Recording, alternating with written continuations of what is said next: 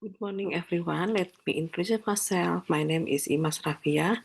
I'm from Mental Health Nursing Department, Faculty of Nursing, Universitas Pajajaran, Indonesia. Today, I would like to present my study with the title Burden Experienced by Sundanese Indonesian Family Caregivers Caring for Schizophrenic Clients, a Descriptive Qualitative Study. Table of content. My presentation consists of background, method, result, discussion, conclusion, and recommendation.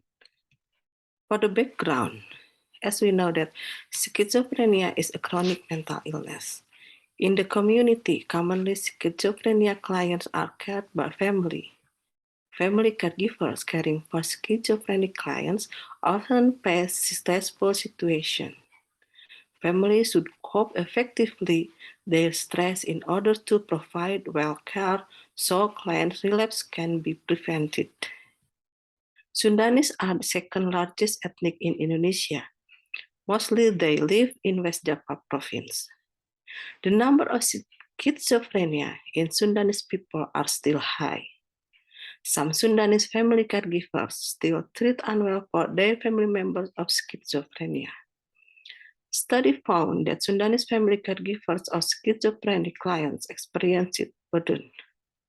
And other descriptive study with questionnaire tool found that the most often coping used by family caregivers of schizophrenic clients were optimistic coping.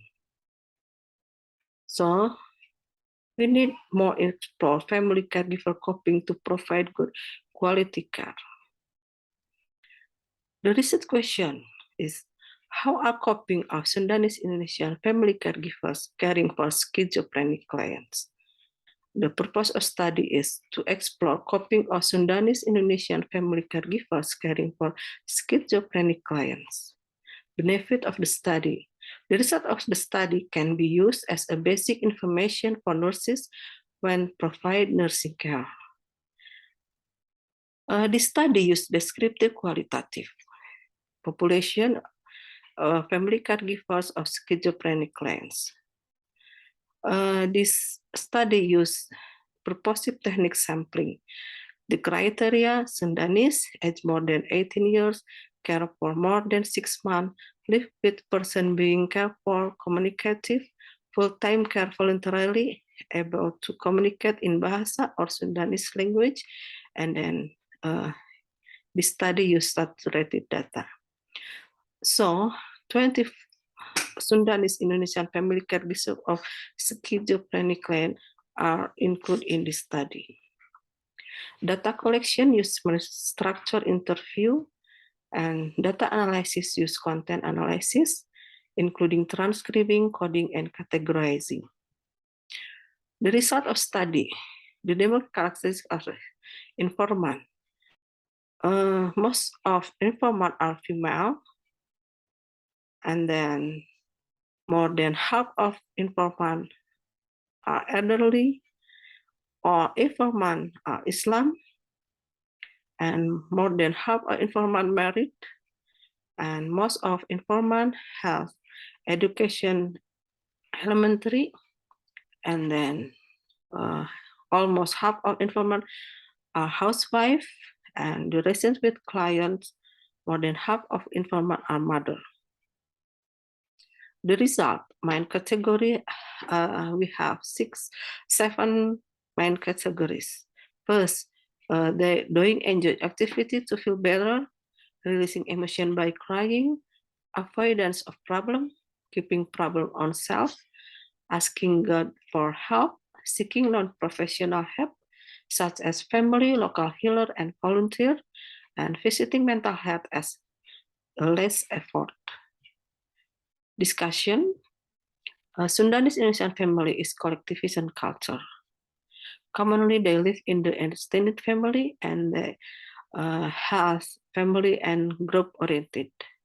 They have close relationship among neighboring families. Close relationship among them are supported by value silih asa, silih asih, silih asuh. It means that people should care, love, and guide each other. Mostly Sundanese people are Islam. Religious practices are very dominant. They believe in God in their daily life.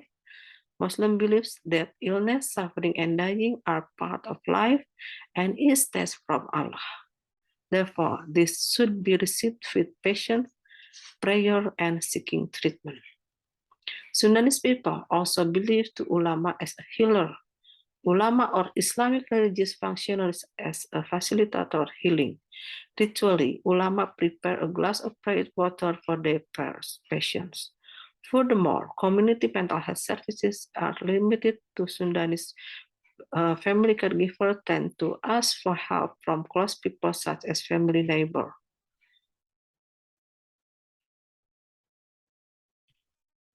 Conclusion: mostly Sundanese family caregivers use emotional focus coping, such as avoidance, doing enjoy activity to feel better, release emotion by crying, keeping problem on self. And then they use problems focus coping, such as seeking non-professional help, such as family, local healer, volunteer, and seeking professional as a less effort. So recommendation for mental health nurses should be teach problem-solving skill for family caregivers, provide mental health education not only for family caregivers, but also for volunteer, local healer, and people around them. This is my presentation. Thank you for your attention. If you have any question, I'll do my best. Thank you.